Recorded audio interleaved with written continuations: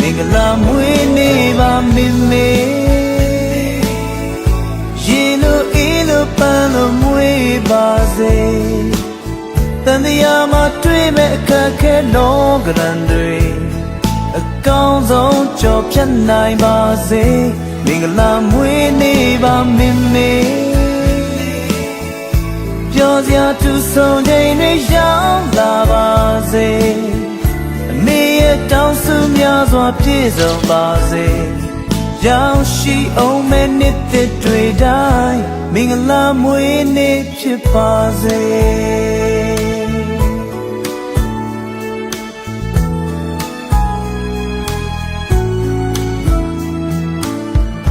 ကံကြမ္မာနေများတဲ့မှာမောပန်းစွာ